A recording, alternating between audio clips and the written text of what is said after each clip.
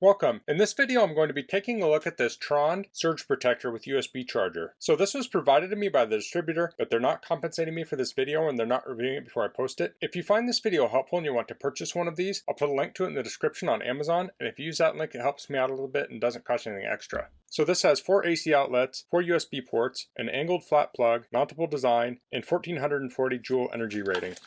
So if we look on the back, here are the specs. This is the TROND Prime 2. The material is UL94 VO flame retardant PC plus ABS. Voltage capability is AC 100 to 250 volts. Max power rating is 1250 watts, 125 volts at 10 amps. Surge energy rating is 1440 joules. Each USB outlet is 5 volts DC at 2.2 amps. So that's the individual rating for each port. The total USB output is 17 watts at 3.4 amps. So that means you could have one thing charging at 2.4 amps and another charging at 1 amp at the same time. So it'll split it up between the ports. Product dimensions are 11.8 by 2 by 1.1 inches. The net weight is 0.71 pounds. And then we have warranty information there.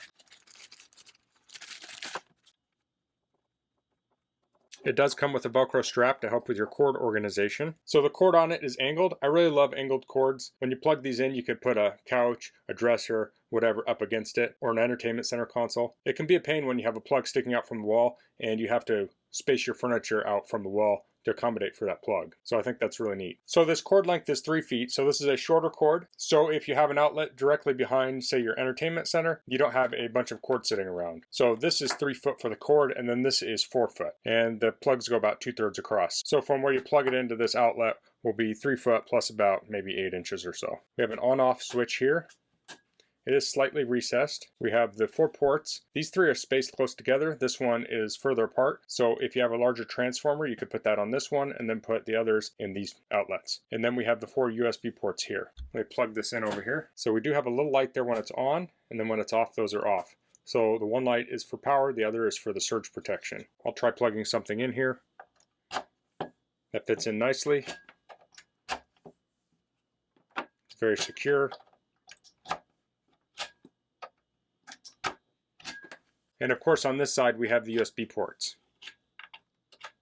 So if you were to put this behind an entertainment center, you could plug in, say, your TV, maybe a video game system, but it has the USB ports here, and that would be very handy. So you could, say, plug in something like a Roku or a Fire TV stick into the USB ports. And of course you could also use them to charge other devices like phones and tablets and such. So let's take a look at the back side. We have rubber feet here to help keep it from sliding around. And then we have 2 keyholes here, so you could put screws in, so you could slide this on to mount it. So if you want to use those keyholes, here's a little tip for lining those up. You can stick a piece of paper on there, and I like to line it up with either the top or bottom, like so. And then you can take a crayon or a pencil and rub across there, and it'll make an imprint of where those are. And then you can put that up against your surface and drill those holes, and they'll be perfectly spaced. Now with those being keyholes, you can slide it on and off, but this also has holes on the outside, and I prefer those. Usually when I'm mounting something, it's going to be permanent. And if you want to mount this, say, on the bottom of a desk, you don't want the keyholes on there because it can slide off easy. You only want to mount it like this on the keyholes. You can mount it upside down with these holes.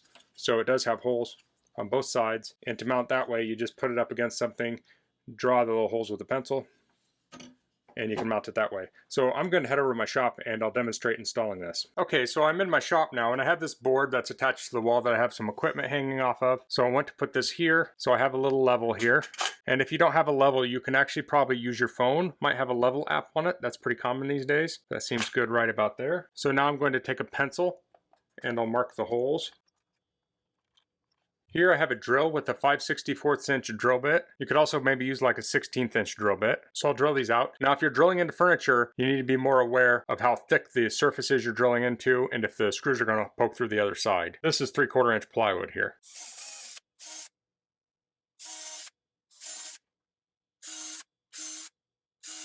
So now I have the screws and the screwdriver. Now you could use a drill to insert these, but this is plastic, which is fine. It should be plenty durable, unless you were to take a drill and really tighten down on it real tight. So I prefer to hand drive these screws.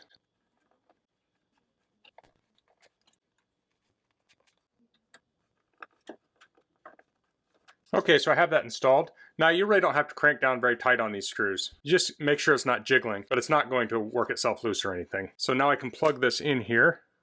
I unplugged, this is a battery charger I think. I'll plug that in up here. And here I can kind of take this and combine it together, get this ready to plug in. like so. Then I can take my cable strap here.